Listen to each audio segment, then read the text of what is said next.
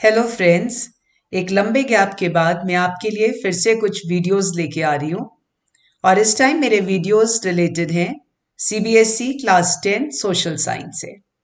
तो social science में हमारे पास 4 सब्जेक्ट्स हैं: history, civics, geography and economics. सबसे पहले मैं शुरू करूंगी सिविक्स से, जिसमें हमारे पास 5 चैप्टर्स हैं नेक्स्ट ईयर बोर्ड एग्जाम्स के लिए। और फर्स्ट चैप्टर है पावर शेयरिंग। ये चैप्टर शुरू होता है 2 केस स्टडीज से, बेल्जियम और श्रीलंका की। दोनों कंट्रीज में डाइवर्स एथनिक ग्रुप्स हैं, लेकिन दोनों कंट्रीज ने अपनी प्रॉब्लम को अलग अलग तरीके से हैंडल किया और उसके कॉन्सिक्वेंसेस भी इसलिए अलग अलग थे।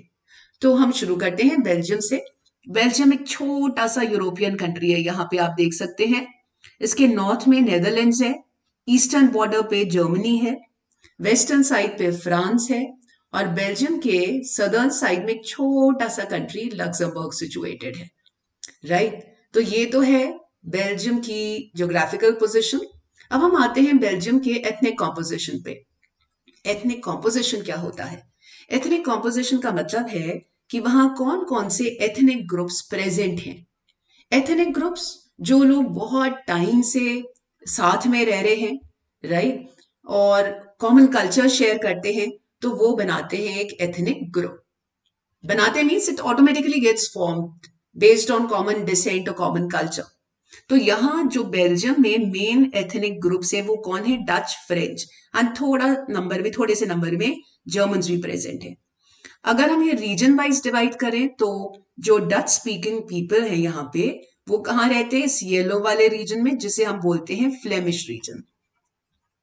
राइट, सिमिलरली जो आपको ये रेड वाला रीजन दिखाई दे रहा है, ये है वेलोनिया का रीजन और यहाँ पे कौन से लोग मेजोरिटी में है? French speaking.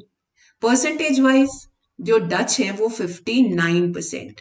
59% of the people in the country, हम टोटल पॉपुलेशन का 59% जो लोग हैं वो डच स्पीकिंग है और फ्लेमिश रीजन में रहते हैं। इसी तरह से जो 40% ऑफ द टोटल पॉपुलेशन क्या है? फ्रेंच स्पीकिंग है और कहाँ रहती है? वेलोनिया के रीजन में यहाँ पे। और 1% of the population is German speaking and resides in this region. This is about the ethnic composition of Belgium. हम पूरी कंट्री के पॉपुलेशन की परसेंटेज ले रहे हैं। 59% are Dutch speaking, then 40% are your French speaking and 1% जो है वो जर्मन स्पीकिंग है। अब आते हैं ethnic composition of Brussels. Brussels क्या है? बेल्जियम की कैपिटल सिटी है। तो ब्रसल्स का एथनिक कॉम्पोजिशन कंट्री के एथनिक कॉम्पोजिशन से बिल्कुल डिफरेंट है। ब्रसल्स जो कैपिटल है बेल्जियम की, यहाँ पे 80% पीपल आर फ्रेंच स्पीकिंग। उल्टा हो गया कि यहाँ पे फ्रेंच लोग ज्यादा है and only 20% are Dutch speaking. Right, तो अब अलग अलग जो ग्रुप्स थे उनकी जो प्रोग्रेस थी, उनका इकोनॉमिक डेवलपमेंट था, वो भी अलग अलग तरीके से हो रहा था। तो इसकी वजह से बेल्जियम में अगर हम देखें 50-60s में, तो वहां पे भी काफी इश्यूज थे और जो डच स्पीकिंग पीपल हैं वो ज्यादा खुश नहीं थे। क्यों खुश नहीं थे? कि कंट्री में फ्रेंच माइनॉरिटी में थे, लेकिन उनका जो डेवलपमेंट हुआ था, उनका जो एजुकेशनल स्टेटस था, इकोनॉमिक स्टेटस था, वो उनसे कहीं ज्यादा अच्छा था। तो अब इस प्रॉब्लम को सॉल्व करने की जरूरत थी और इसको सॉल्व करने के लिए बेल्जियन गवर्नमेंट ने बहुत सारे कदम उठाए। उनके बारे में हम थोड़ी देर में पढ़ेंगे। पहले हम देखते हैं अब ethnic composition of Sri Lanka. Ethnic composition Sri Lanka. अब श्रीलंका में जो 2 मेन कम्युनिटीज हैं वो हैं सिन्हलास एंड तमिल्स। राइट, तो यहाँ पे क्या हुआ कि जो 2 main communities, as I told you, Sinhalas and Tamils. अब सिन्हला जो है वो काफी ज्यादा परसेंटेज में है। 74% of the total population is Sinhalese और ऑन द अदर हैंड 18% जो है, केवल 18% वो तमिल स्पीकर्स हैं। तो ये एथनिक कॉम्पोजिशन अगर हम श्रीलंका का बोले तो यहाँ पे Sinhalas are in majority and Tamilians are in minority. और तमिल्स में भी जो यहाँ पे आपको परसेंटेज दिख रहा है, तो ये एक्चुअली तमिल्स जो है वो 2 ग्रुप्स में डिवाइड हो जाते हैं। श्रीलंकन तमिल्स जो वहां के नेटिव तमिल्स हैं, मतलब उनके पूर्वज एंसेस्टर्स वहीं पे पैदा हुए और वो लोग वहीं पे रहते चले आ रहे हैं। पर बहुत सारे इंडियन तमिल्स भी वहां माइग्रेट होके सेटल हो गए थे, या ब्रिटिश पीरियड कॉलोनियल पीरियड में उनके प्लांटेशन साइट्स पे काम करने के लिए बहुत सारे तमिल्स को ले जाया गया था। तो वो फॉर्म करते हैं एक अलग ग्रुप जिसको हम बोलेंगे इंडियन तमिल्स और तमिल्स ऑफ इंडियन ओरिजिन। तो ये टोटल परसेंटेज तमिल्स का कितना है? 18%। और इस 18% में से 13% तो हैं जो ओरिजिनल नेटिव तमिल्स हैं और 5% है इंडियन तमिल्स। फाइन, 13 + 5 + 18%। तो अब यहां पे प्रॉब्लम क्या थी? एक तो ये अलग अलग एथनिक ग्रुप्स हो गए, एंड देन वहां पे रिलीजियस डाइवर्सिटी भी है। जो मेजॉरिटी पॉपुलेशन है उसका रिलीजन है बुद्धिज्म, और जो माइनॉरिटीज हैं वो या तो हिंदूज हैं या मुस्लिम्स हैं या फिर क्रिश्चियंस हैं। तो जो सिन्हला स्पीकिंग पीपल हैं they follow Buddhism. On the other hand जो तमिल्स हैं वो या तो हिंदूज हैं या मुस्लिम्स हैं, और एक तीसरा ग्रुप भी है जो क्रिश्चियंस का है। तो अब प्रॉब्लम क्या आ रही थी? प्रॉब्लम ये थी कि जो यहाँ पे तमिल्स थे उनकी प्रोग्रेस एज कंपेयर टू सिन्हलीज काफी कम थी। और 1948 में जब श्रीलंका आजाद हुआ तो वहां पे जो मेजॉरिटी पॉपुलेशन है या सिन्हला एथनिक ग्रुप है उसने डोमिनेट करना शुरू कर दिया। और स्पेशली 1956 में एक एक्ट पास हुआ, और इस एक्ट से उन्होंने सिन्हला लैंग्वेज को ऑफिशियल लैंग्वेज बना दिया। फिर उन्होंने अपने जो सिन्हलीज ग्रुप के पीपल थे उन्हें हर जगह गवर्नमेंट पोजीशंस वगैरह में प्रेफरेंस देना शुरू कर दिया। Then Sri Lanka became a Buddhist country. उन्होंने बुद्धिज्म को स्टेट रिलीजन बना दिया। अब जो दूसरा ग्रुप था दैट इज तमिल्स का, उन्होंने बार बार जो मेजॉरिटी ग्रुप था उससे रिक्वेस्ट करी कि हमें भी हमारे इकोनॉमिक स्टेटस, हमारे सोशल स्टेटस और एजुकेशनल स्टेटस को देखते हुए हमें भी इक्वल अपॉर्चुनिटीज दी जानी चाहिए, क्योंकि वो ऑलरेडी थोड़े पीछे रह जा रहे थे। तो उनको चाहिए था कि उनको भी इक्वल एक्सेस मिले टू अपॉर्चुनिटीज। लेकिन हुआ क्या, जो मेजॉरिटी ग्रुप था उन्होंने उस रिक्वेस्ट को बार बार अनदेखा किया, नेग्लेक्ट किया। They were cornered, the Tamilians there were cornered. ना तमिलियंस ने शुरू में तो पीसफुल मेथड से उन्होंने चाहा कि उनकी प्रॉब्लम का सोल्यूशन हो, लेकिन जब नहीं हुआ तो उन्होंने थोड़ा पॉलिटिकल अपने को ऑर्गेनाइज करके पॉलिटिकल डिमांड करी फॉर मोर रीजनल और प्रोविंशियल ऑटोनॉमी। तो उन्होंने डिमांड करी कि उनको भी जो जहां पे वो लोग मेजॉरिटी में है, जो तमिल एरियाज हैं वहां पे उन्हें वो प्रोविंशियल ऑटोनॉमी दें, कि थोड़ा ज्यादा इंडिपेंडेंस दें अपने को, regular, not separation from Sri Lanka. Initially they did not want separation from Sri Lanka, they just wanted कि उनको तमिल एरियाज, जो अभी मैप में ऊपर देखा था आपने, ये एरियाज, यहाँ पे आप देखोगे श्रीलंका का जो येलो एरिया दिख रहा है आपको, ये सिन्हलीज डोमिनेटेड एरिया है, और जो ऑरेंज एरिया आपको दिख रहा है वो श्रीलंकन तमिल्स का है। ये थोड़ा मरून सा, ब्राउन सा एरिया ये आपको दिखा रहा है इंडियन तमिल्स, जहाँ पे मेजॉरिटी में है या उनकी पॉपुलेशन ज्यादा है जहाँ पे, राइट। तो ये चाहते थे कि specially like north eastern peninsula, ये जाफना पेनिनसुला जहाँ आपको ऑरेंज ऑरेंज दिख रहा है, राइट। तो यहाँ पे ये चाहते थे कि इनको ज्यादा प्रोविंशियल ऑटोनॉमी दी जाए, लेकिन वो रिक्वेस्ट एक्सेप्ट नहीं हुई। उसके अलावा उनकी हर तरह का उनपे इम्पोजिशन था, चाहे वो लैंग्वेज को लेकर हो, रिलीजन को लेकर हो, तो डिस्क्रिमिनेशन फेस होने लगा। जब when the government refuse to accept their valid demands, तो क्या होता है? Dissatisfaction, it leads to dissatisfaction। तो लोगों में डिससेटिस्फैक्शन होने लगा, और धीरे धीरे उन्होंने अपने को एक मिलिटेंट ग्रुप में ऑर्गेनाइज करना शुरू किया जो था LTTE, liberation tigers of Tamil Eelam. Eelam means homeland, so it was liberation tigers of Tamil Eelam. उन्होंने एक सेपरेट होमलैंड की डिमांड करना शुरू कर दिया, और इससे कॉन्सिक्वेंस क्या हुआ? It led to a civil war in Sri Lanka.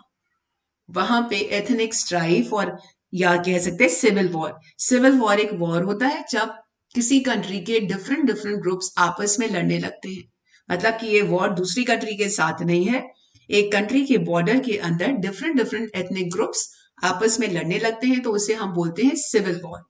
तो इससे बहुत समय तक श्रीलंका इस प्रॉब्लम को फेस करता रहा, इसलिए उसको उतना इकोनॉमिक बेनिफिट नहीं मिल पाया जितना उसकी ग्रोथ रेट थी, कि अगर ये वॉर नहीं होता तो शायद वो ज्यादा अच्छे से और ज्यादा डेवलप करता।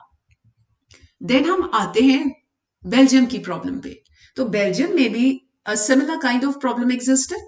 वहां पे डच थे, फ्रेंच थे, और फ्रेंच लोग ज्यादा प्रोग्रेस कर गए थे, राइट। लेकिन वहां पे गवर्नमेंट का रिएक्शन डिफरेंट था।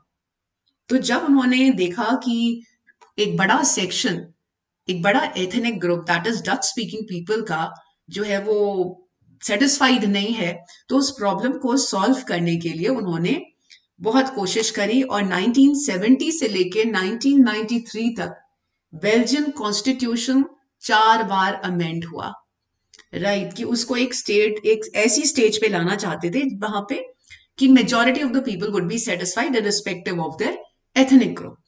तो बेल्जियम में क्या हुआ, एकोमोडेशन।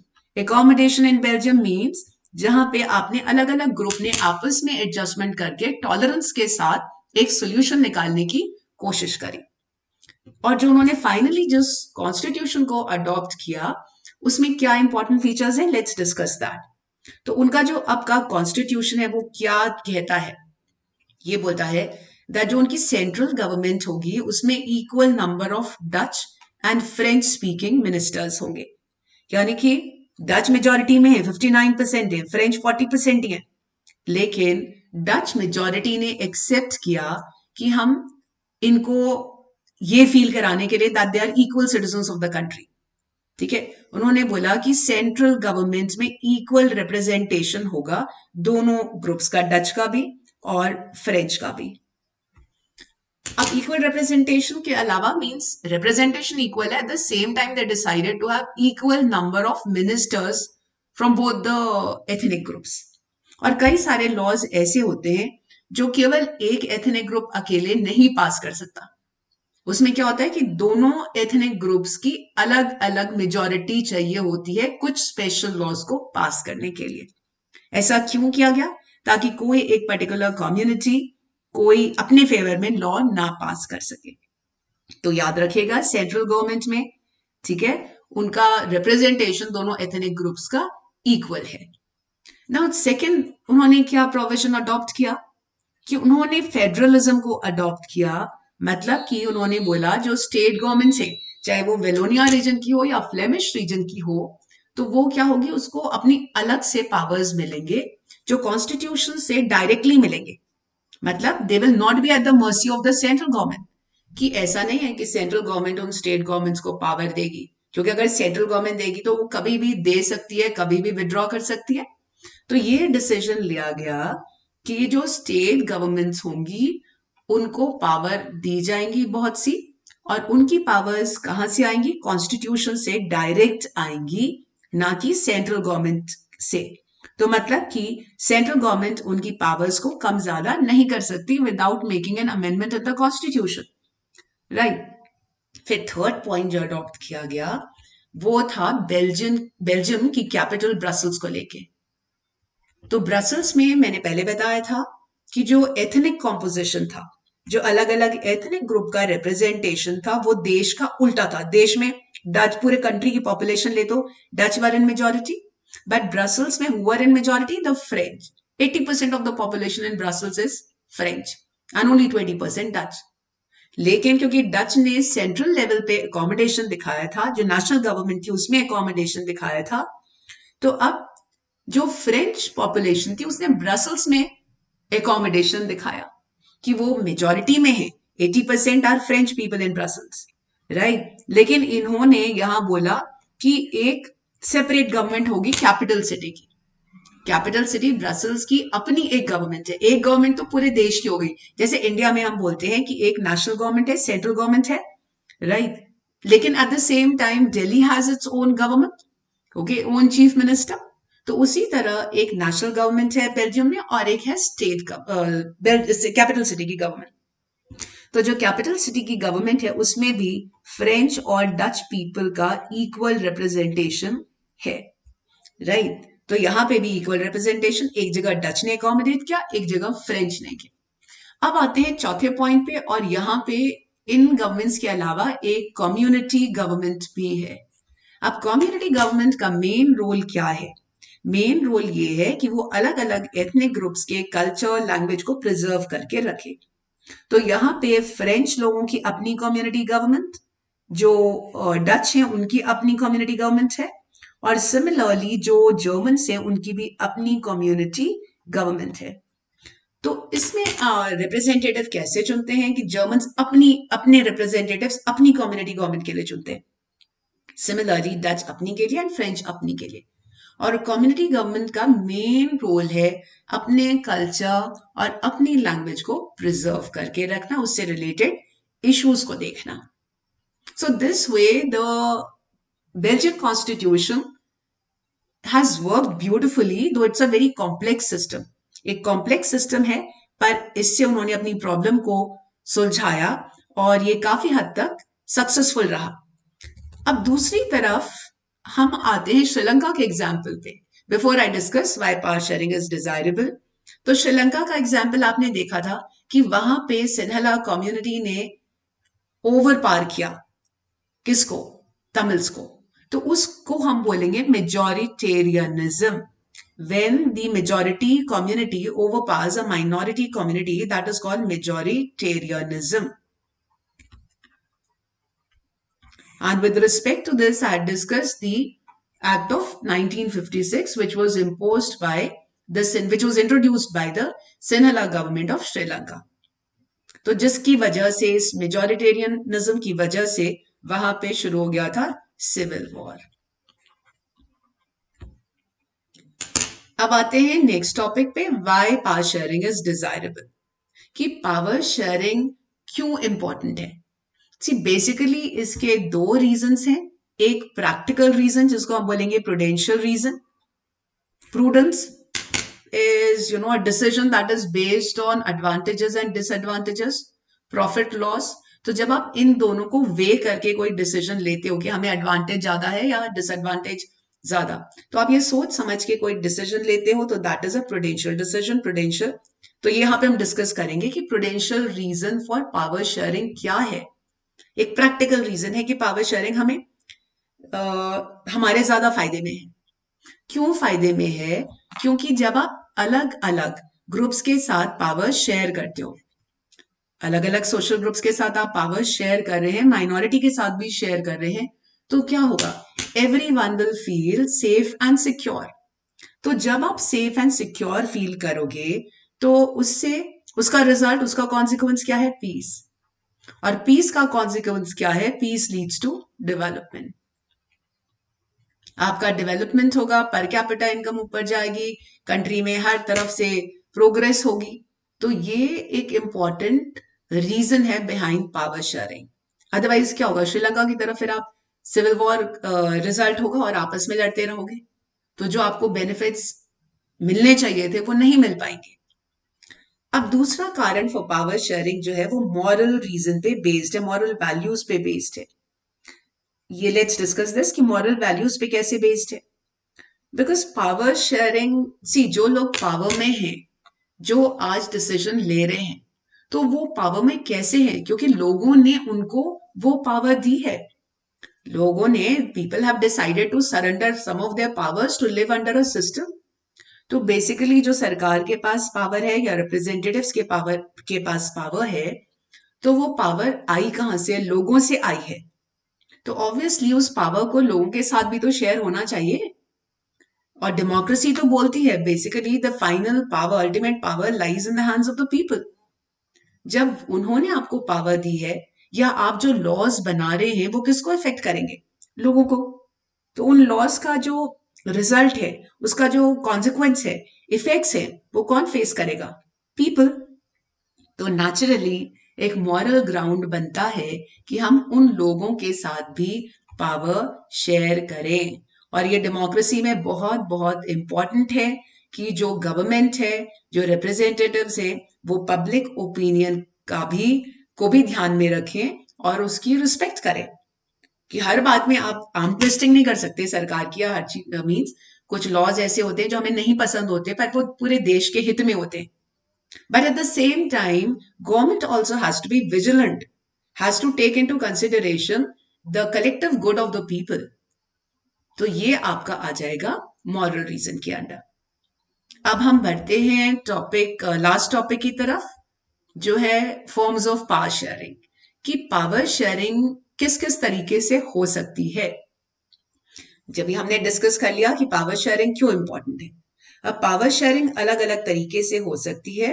तो जो 4 इंपॉर्टेंट तरीके हैं जिससे पावर शेयरिंग हम इंप्लीमेंट कर सकते हैं, अचीव कर सकते हैं, वो है पहला पॉइंट हॉरिजॉन्टल पावर शेयरिंग। अब इसको हॉरिजॉन्टल पावर शेयरिंग क्या है कि आपने देखा, देखिए ऑर्गन्स ऑफ द गवर्नमेंट क्या हैं। वी हैव द लेजिस्लेचर, हमारे पास लेजिस्लेचर है, हमारे पास एग्जीक्यूटिव है, और तीसरा ऑर्गन है जुडिशरी। तो पावर डेमोक्रेसी में इन अलग अलग ऑर्गन्स में डिवाइडेड रहती है। कि कई लोग बोलते हैं कि नहीं, because of this there is delay in decision making, कि डेमोक्रेसी में बड़ा डिले हो जाता है, जबकि अगर पूरी पावर एक पार्टी एक पर्सन के पास कॉन्सेंट्रेटेड रहे तो जल्दी जल्दी डिसीजन हो सकते हैं। लेकिन फिर अगर एक ही पार्टी एक ही पर्सन के पास अगर सारी पावर कॉन्सेंट्रेटेड रहेगी तो फिर वो डेमोक्रेसी ही नहीं होगी। आप डिसीजन तो फटाफट ले लोगे, इंप्लीमेंटेशन भी हो जाएगा फटाफट, लेकिन फिर डेमोक्रेसी तो खत्म हो जाएगी। तो हमें क्या चाहिए कि डेमोक्रेसी वो ऐसी गवर्नमेंट जिसके साथ हम पावर शेयर कर सके। तो हमने बोला पहला जो फॉर्म है पावर शेयरिंग का, हॉरिजॉन्टल। क्यों हॉरिजॉन्टल? क्योंकि पावर 3 बराबर पावरफुल ऑर्गन्स के बीच में डिवाइडेड है, लेजिस्लेचर, एग्जीक्यूटिव एंड जुडिशरी। तो ये आप देख सकते हैं एक हॉरिजॉन्टल लाइन है, क्योंकि ये पैरेलल है, ये तीनों इंडिपेंडेंट ऑर्गन्स है, राइट। लेकिन eight the same time they keep a watch on each other. Watch on each other in the sense कि लेजिस्लेचर अगर कोई ऐसा लॉ पास करती है जो कॉन्स्टिट्यूशन के अगेंस्ट है, तो जुडिशरी उसको नल एंड वॉइड कर सकती है, राइट। इसी तरह से जुडिशरी के जो मेंबर्स हैं वो अपॉइंट कौन कर रहा है? एग्जीक्यूटिव कर रही है। लेकिन अगर वो कोई गलत काम करते हैं तो जुडिशरी एक्शन ले सकती है। मतलब कि पावर डिवाइडेड है, किसी एक ऑर्गन में कॉन्सेंट्रेटेड नहीं है। और ये डिवाइड क्यों करी गई है? Because that is the very essence of democracy. और इससे क्या होता है, कोई भी ऑर्गन ऑल इन ऑल नहीं हो सकता, कि अगर वो लॉ के बियॉन्ड जाके, अपने डोमेन के बियॉन्ड जाके कुछ कर रहा है या गलत कर रहा है, तो दूसरा ऑर्गन उस पर चेक रख सकता है। दूसरा एग्जाम्पल पावर शेयरिंग का है वर्टिकल पावर शेयरिंग। अब वर्टिकल पावर शेयरिंग क्या है? देखिए हमने बोला टॉप में आपकी सेंट्रल गवर्नमेंट आ गई, नेशनल गवर्नमेंट आ गई, या यूनियन गवर्नमेंट कह लीजिए, ठीक है। अब दूसरा लेवल हमारा किसका है? स्टेट गवर्नमेंट्स का। और हमारे यहाँ एक तीसरा लेवल भी है जिसको हम बोलते हैं लोकल सेल्फ गवर्नमेंट्स। तो जब पावर 2 या उससे ज्यादा लेवल्स ऑफ गवर्नमेंट में डिवाइडेड होती है, तो वो एग्जाम्पल है वर्टिकल पावर शेयरिंग का। हम बोलते हैं इंडिया एक फेडरल कंट्री है, तो ये वर्टिकल पावर शेयरिंग फेडरलिज्म का एग्जाम्पल है।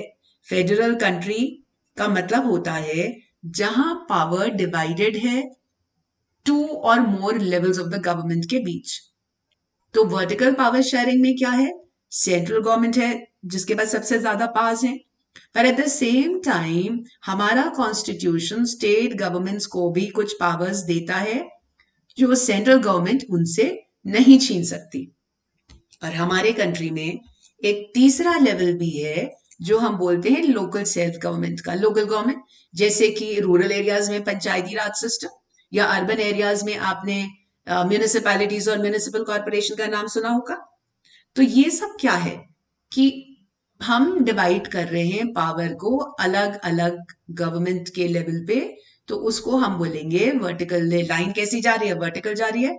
तो ये एग्जाम्पल है वर्टिकल पावर शेयरिंग का। तीसरा एग्जाम्पल पावर शेयरिंग में है जब हम पावर को डिफरेंट सोशल ग्रुप्स के बीच में शेयर करते हैं।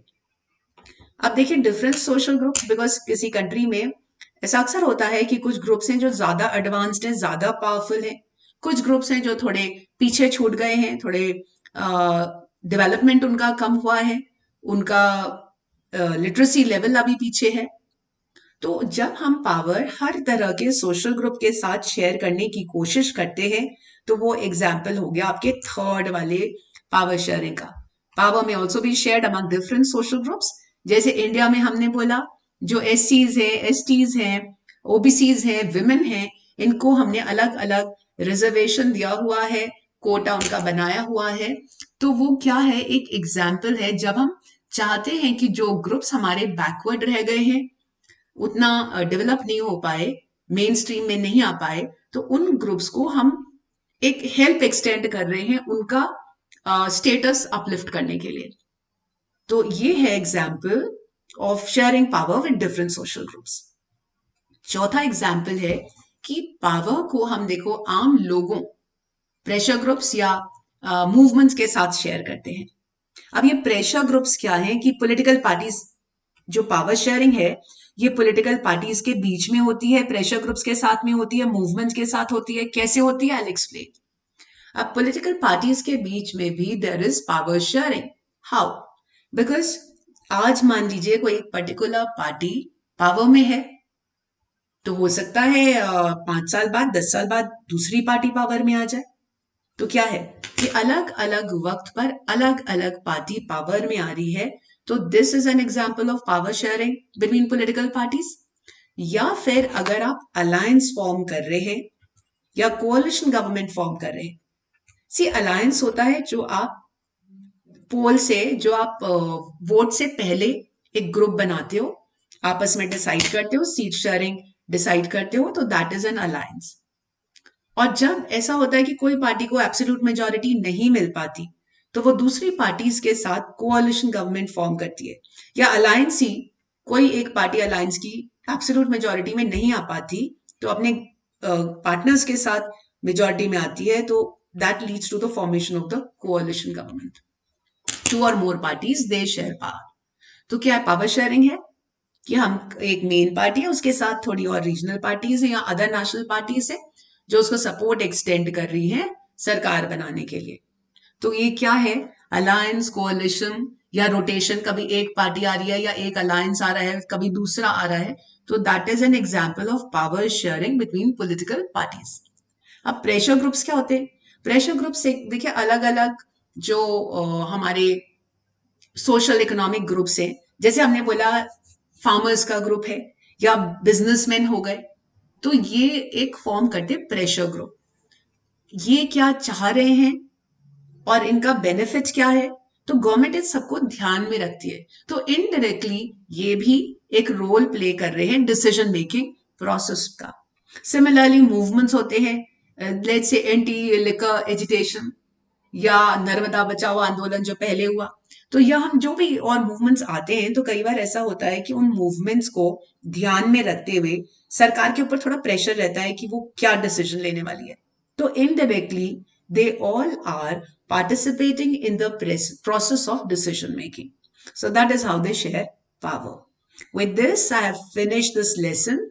और अगर आपको हेल्पफुल लगा है तो प्लीज बताइएगा, तो मैं आपको अलग से अपने नोट्स भी अपलोड करना शुरू करूंगी। I hope it was useful to you all. Thank you so much.